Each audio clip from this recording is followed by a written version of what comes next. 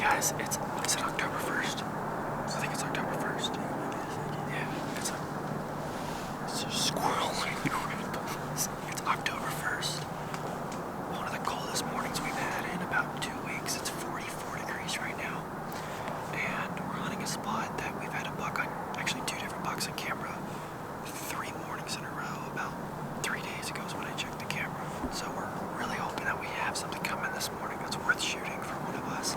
My brother has never shot a buck on this property. We've been hunting it 6 years. I've only shot 1 buck on the property in 6 years. So I don't know why, but it's just kind of tough to shoot a mature buck on here. We hunt usually a lot. So yeah, we'll see what happens. But the first cold morning started today. It was 55 yesterday morning. Now it's 45 at first shot this morning. And it's going to be dropping down to 35 tomorrow morning. So hopes are high that either this morning or tomorrow morning will be really good. So we'll see what happens. We're ready to go.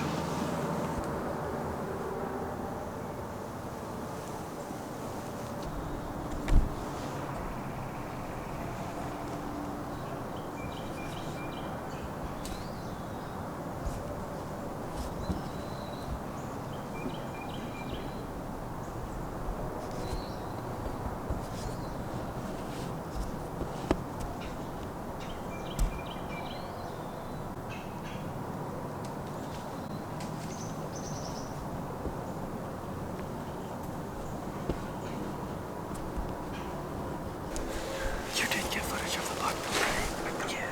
Dang it now, to be honest, okay? My brother and I, in classic fashion, are like joking around like on Instagram, and it's like 7:50, like prime time. And we're just like joking around, like, oh dude, look at these funny t-shirts and whatever. And then I'm like sitting there like, yeah dude. He's like, dude, there's a buck behind me. And I'm like, no, there's not. He's like, there's a buck right behind me. And I'm like, dude, stop lying. There's not a buck. I was like, there's no way. He's like, dude, look. And I'm like trying to look. I'm like, because like he's sitting right in front of the deer. And I'm like, I don't see anything. And then like I look around the corner, and like I didn't want to grab my bow if it was like small. So like I just didn't believe him at first. But once I peeked around the corner and saw he was over 55 inches.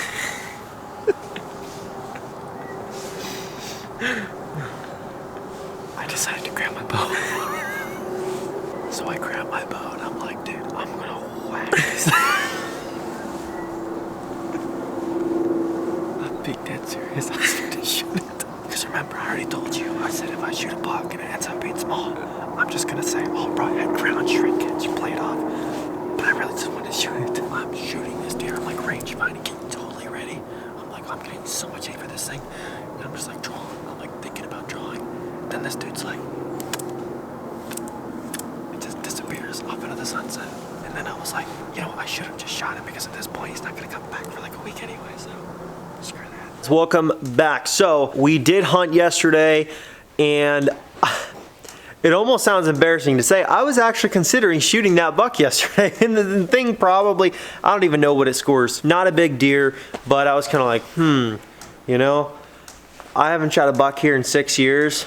Nobody's shot a buck on that property in 6 years. I'm like, this is kind of tempting. It's on video. I'm here with my brother. This would be cool, you know, and didn't get the shot anyways because the deer hopped off, but I was very much so considering that. All that being said, we did not shoot anything, unfortunately, and we kind of hoping we didn't booger up that spot too much. We're probably not going to go back in there for another week at least, even though he might not have smelled us because the wind was good. It wasn't blowing at him, but I think that might be part of the reason why he took off running is because he might have seen me turn around, but since he couldn't identify us by scent, he might have spooked off because he couldn't get a good smell on us. And that can sometimes spook deer as well if they think they see something or hear something, but they can't identify it with scent because it's not in their favor. Sometimes the deer will spook off because they can't identify. So I told you I would talk to you guys about my new hunting property that we're about to start hunting here very soon and what it cost me, the acreage, all that stuff, and break it all down for you guys to help you guys understand. Pardon the sound of the roosters. We have a small hobby farm here and the chickens are going nuts because it's that time in the morning. So we're gonna get this filmed here and I'm gonna go over how many acres it is, what it costs us, what our down payment is, and what our monthly payment is, and try to help you guys have a better understanding of just how possible and how likely it could be for you, the everyday hunter, to be able to own your own piece of ground. Okay guys, so let's go over this. I'm gonna try to make it as simple as possible. It's really not that complicated, so I'm not gonna complicate it. So the property that Reagan and I are buying is 22 acres. So I'm just gonna use a pizza box because I want it to be just super simple, so when I'm done I can just kind of show it to you guys and you guys can look at the format and screenshot it if you want or whatever. So it's 22 acres. It's in the state of Ohio. Why 22 acres? Well, I would love to own 220 acres, but right now it's not really in the budget because Reagan and I are trying to focus more on, you know, saving up to buy another piece of ground actually to build our house on, invest in a fulfillment center for our companies that we own and stuff like that. So, you know, our situation is gonna be different from yours and yours is gonna be different from mine. But that's also why I'm buying a piece of ground like this, is because I want it to be something that I can shoot a deer on and say, you too could buy something like this very easily. Not, oh, I bought $1 million property and shoot a big buck every year. That's cool, but most guys are not able to do that. So it's kind of irrelevant to an extent. You might be able to teach some stuff that's valid on all properties from that property, but it's kind of deceiving, and maybe it's just me, but when I watch a guy on YouTube or on a channel and he's like sitting on hundreds of acres or thousands of acres and he's like shooting big buck, to me it's like, oh, that's cool, but it's not that cool because I don't hunt thousands of acres. I don't hunt hundreds of acres, you know? So it's kind of like a bittersweet. You like the entertainment, but you're like, to me, this is only entertainment because it's not realistic, you know? So it's 22 acres, purchased it for $50,000. And now we're gonna get into the fun math. So that property was $2,272 per acre, 20% down, which for the most part, down payment on property is generally 30%. For property with no house on it, it's generally 30%. Sometimes 25, but usually 20% is kind of rare. And when we went through a bank, we actually went through a bank that they specialize in open ground, you know, just bare ground. That's what they specialize in. So $10,000 down. Might seem like it's high, but you guys have to think about this. Like for some guys out there, let's say you've got a really nice pickup truck and you're like, you know what? I could downgrade my pickup truck and drive an older, good condition pickup truck if I could sell my 2005, 6, whatever, and then take $10,000 out of that to put down on a piece of ground. Once I get into the rest of the information, you realize how good of a deal this property really is. So $10,000 down. Payments, I'm pretty sure they were in the 200s like per month, like super cheap. So the way I generally figure out property payments on almost anything, whether it's a house, fairground, whatever, you can pretty much assume $50,000 in this particular case. I take the full price of the property minus whatever your percentage down is. So then we're left with $40,000, and I usually multiply that by 2. So times 2, because with interest and stuff like that, if you finance it even 20 years, which is what we're gonna do, you're gonna pay almost, not quite, but almost double what the actual asking price is if you actually pay it out over all those years. $80,000 divided by 20, divided by 12. I think it was 20 or 25 years. Maybe they let us finance it for 30, I can't remember. We'll do the math for two different things. It could be $250 to $350 a month. What that'll come out to is roughly $2,000 to $4,000 per year to own your own piece of ground. And again, some of these numbers, depending on who you are and what your financial outlook is, you might say, oh, well, that's not relatable to me at all because that's a lot of money every month. And for some people, that might be a lot of money every month, you know? So it's just, I'm just passing out information to help some people get some perspective. Here's the breakdown for Reagan and I's new project property. So it's 22 acres, $50,000 of total purchase price. I think it's $2,272 per acre. And we were only required 20% down, which is $10,000 out of pocket.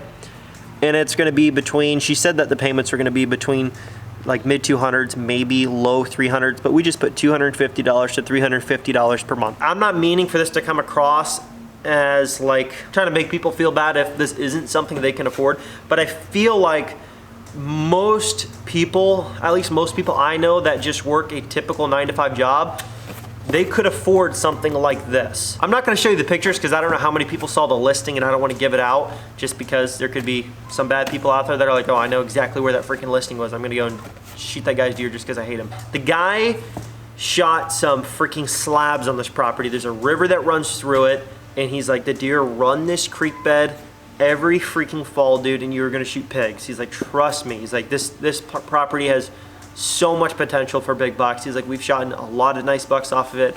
We haven't had a season where we didn't shoot a big buck on it. He's like, but I have to sell it because I'm building a house, just got married, all this other stuff. You know, life happened. He's got bills to pay, stuff like that.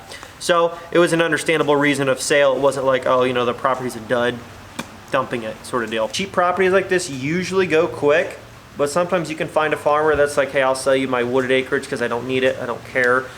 Sometimes you can find a relative, sometimes you can find a family member of some sort, you know, who will cut you a deal. Not always, because money's money. You don't want to just throw it away. No relation to this person whatsoever. And for my area, this property is within 20 minutes of me. This is awesome. When I did the times 50% for whatever the remaining balance was after your down payment, which is 40 grand times 2, 80,000.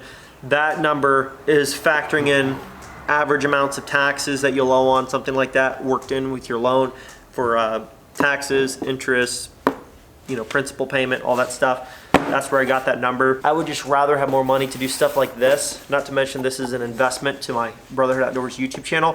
I'd rather do something like that and put my money into something like that than a truck that I'm just gonna drive around town and just regret buying a few months down the road, you know what I'm saying? So anyways, guys, hopefully you guys enjoyed the video. If you did, smash that thumbs up. Leave your comments down below. Are you surprised by these numbers? Do you think I got ripped off? Oh my. No, totally joking. I'm already in love with the property.